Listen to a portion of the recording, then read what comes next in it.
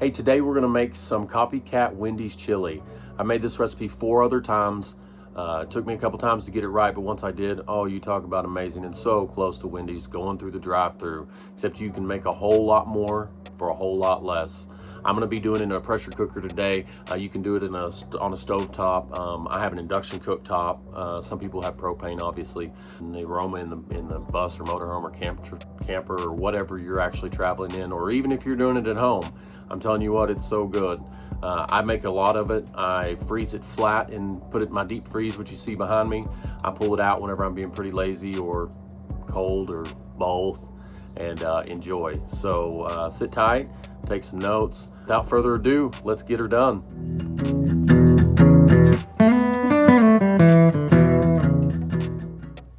Right here you'll see all the ingredients needed for this recipe.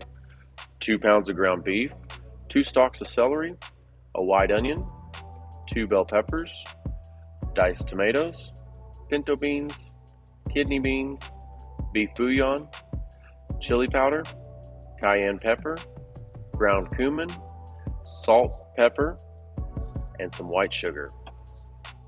All right, the first thing we're gonna do is go ahead and set our pressure cooker on saute mode. Take off your lid, of course. You know we don't have much space when we start having to shuffle things around. I'm gonna pour 2 to 3 tablespoons of olive oil in the pressure cooker. Do not use extra virgin olive oil. You just basically wanna coat the bottom of the pan. Okay, I'm done there. Went ahead and opened the meat. I'm gonna go ahead and drop the meat in there. Make sure you do not include the wrap. We'll drop them both in there, just like that. Let them go ahead and start browning. We do want to go ahead and chop up our celery and our onions. And bell peppers, obviously.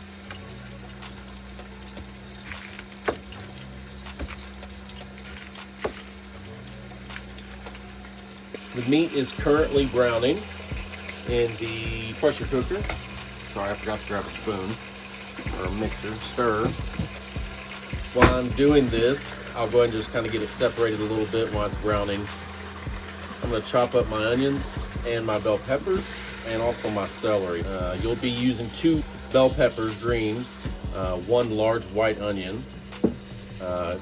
With my chopper, I kind of have to chop them anyway to get them down to size to use the chopper, but chopper just makes it go a lot quicker for me. I'm going to go ahead and do that now. A trick I learned on a bell pepper, you actually cut between the spaces to leave the seeds out of it. Notice I do this, and then I'll show you the end result. Always work with sharp knives, dull knives cut, which I've never understood that. And then of course you got to make them small enough to fit in my chopper. You can, if you have good knife skills, you can do this by hand if you'd like.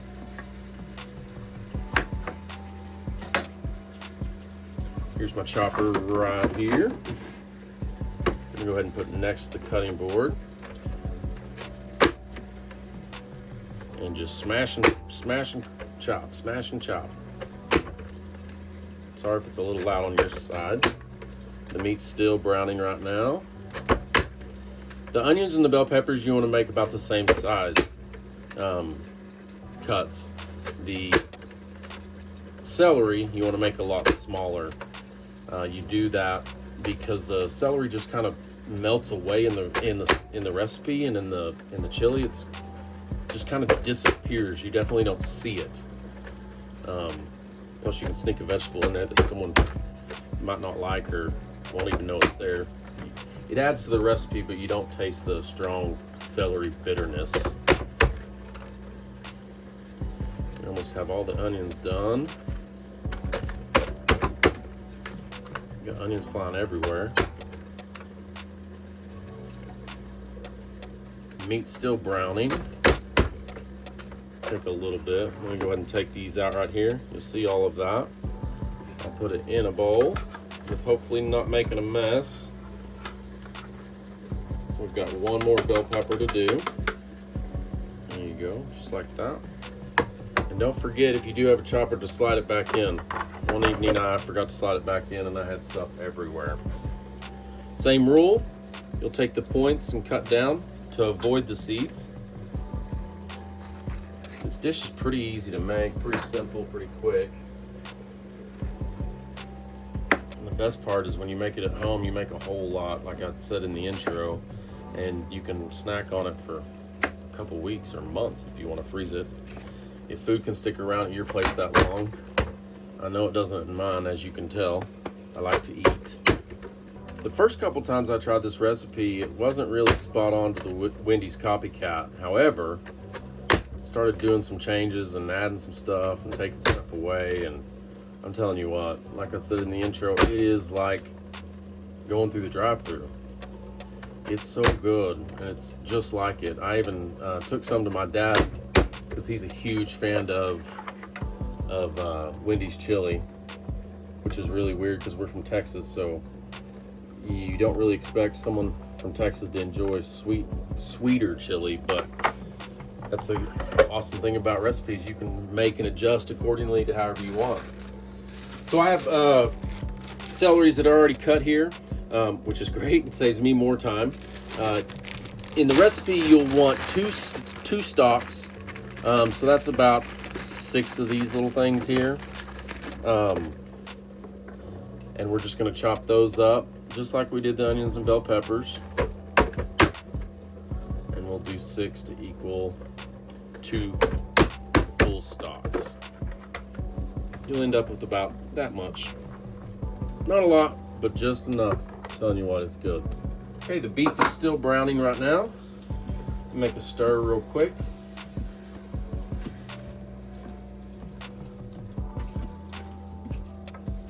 We'll get this semi-browned up or cooked, and then we'll go ahead and add in all the spices.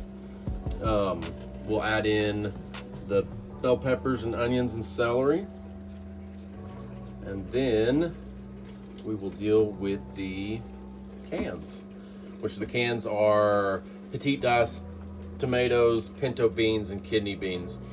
You can go ahead and drain all the tomato juices out of the can. You do want to reserve the pinto beans and the kidney beans liquid. I generally put a cup back in. It just depends on how liquidy the sauce is before that. Every time I've done it though, I've always put a cup of juice back in, so I'm not even sure why I gave you that option. But go ahead and reserve some, because you'll probably need them. All right, we've been browning the meat for a little bit. Probably been off screen for about 3-4 minutes. I'm gonna go ahead and give it a stir. Looking great, but I think we all kind of know what ground beef looks like. I'm gonna grab the spices. Everything you need here was the cayenne pepper, the ground cumin, the chili powder, of course, salt, pepper, and sugar. I'm gonna dump this all in at one time. Throw that dirty thing in the sink. We're gonna go ahead and grab all the bell peppers, the onions, and the celery as well. Dump in there. By the way, we're still on saute mode. You'll just want to get these down liquid, get the liquid down a little bit. Not too terribly much, but just browned up, We're going to be pressure cooking it for about 30 to 45 minutes. It's so yummy. So yummy. Let me go ahead and grab my strainer. Let that sit there and mellow out for a little bit. Grab my strainer from below. Sorry. Strain it. Oh, forgot to get a can opener as well. Can opener. Let's go ahead and open up the can of tomatoes.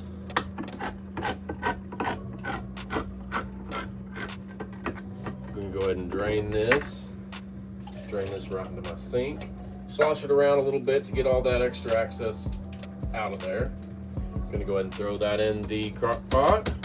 Keep saying crock pot. Pressure cooker. We're gonna grab both cans of beans. Measuring cup there. There's a little extra in the can, that's fine. You're not gonna hurt nobody, I promise. Go ahead and dump the beans in. This first one is the pinto beans. All the beans are out. Let's grab the kidney beans. One reason we wanted to put all the spices in there, we wanted to add heat to them. When you add heat to them, they bloom, is the proper term. I am not a professional chef. I do enjoy cooking. I learned a lot of stuff from my granny, from being a kid on. Spent many nights in the kitchen with my granny at my granny and Pawpaw's house. We used to have a garden that was about a city block in size that we did every year, and during the winter months we stored all that and kept it in deep freezes in their basements, or in their basement, and used it throughout the winter. And then come spring, it was time to plant a new garden and go after it again. We did a lot of that. Go ahead and give that a little stir.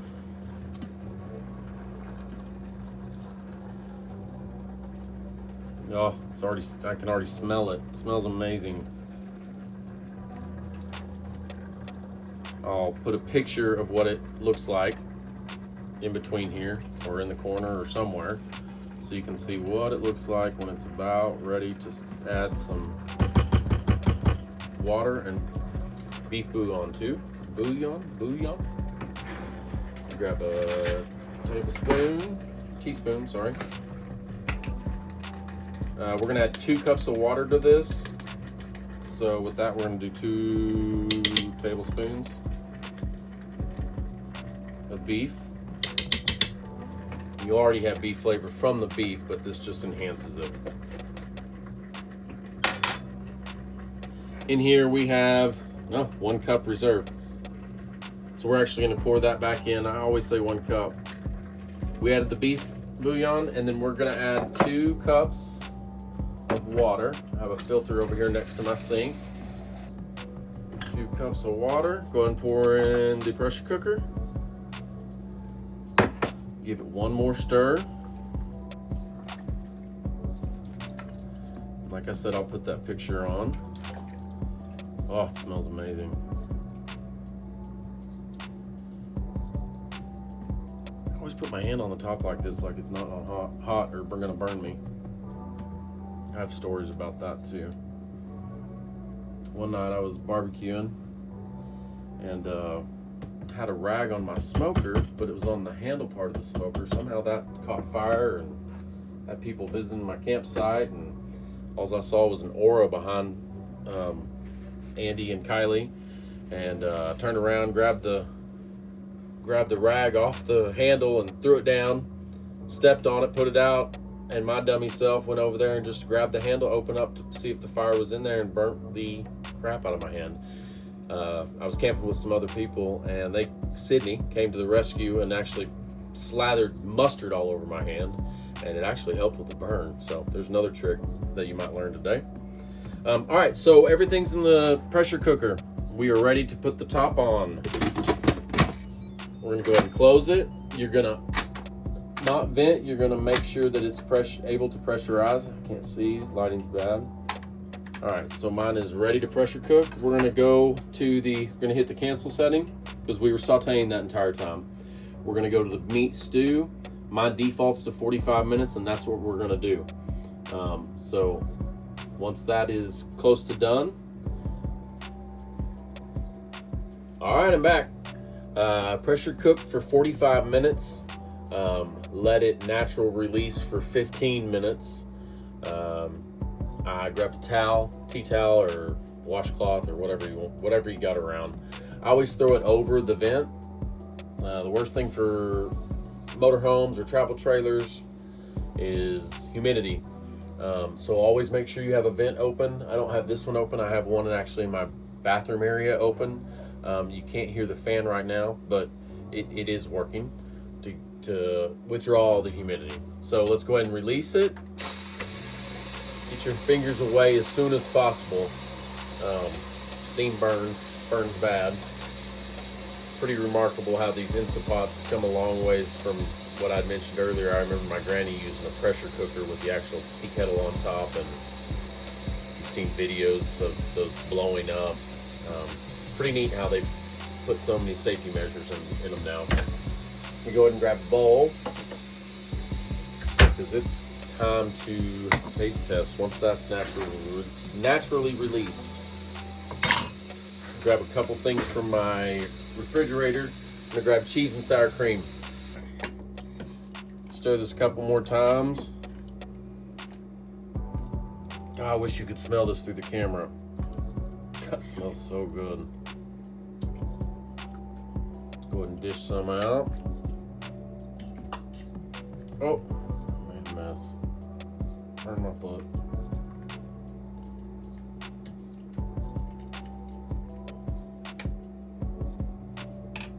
Go. Still steamy, still hot. Grab some sour cream.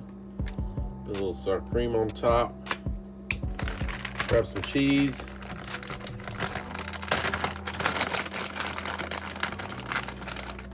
Let's throw some cheese on it and let's take a taste. Let's take a taste. All in all, easy recipe. Pretty cooked majority of the time. Pretty quick to cook the majority of the times in the pressure cooker and then the releasing.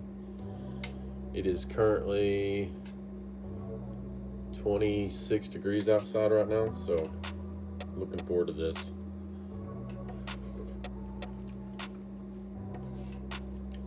Wow. Wow.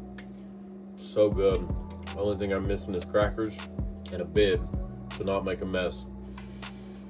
Try this recipe at home. I'm telling you, it is a Wendy's. I even went and bought a can. It's a Wendy's chili copycat recipe knockoff. It is almost the same.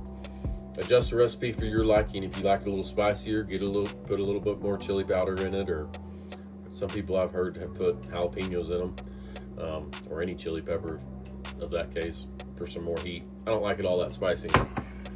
Let me know what you think. Leave in the comments below what you thought of this recipe or what changes you made. I'd like to hear that. I like changing recipes all the time to try to find the perfect recipe. I don't know if there's any perfect recipes out there. I think everybody always wants to change them. But thanks for watching. Put a like or a thumbs up. Please follow. I plan on doing many more recipes in this small space. I have a 40-foot diesel pusher motorhome made by Monaco. It's a Windsor. I live in the Texas Panhandle the majority of the time. Travel a lot during the spring, summer, and fall, and then stick put in the winter. Just easier for me, and have lots of recipes. So thanks for joining. Enjoy. So good.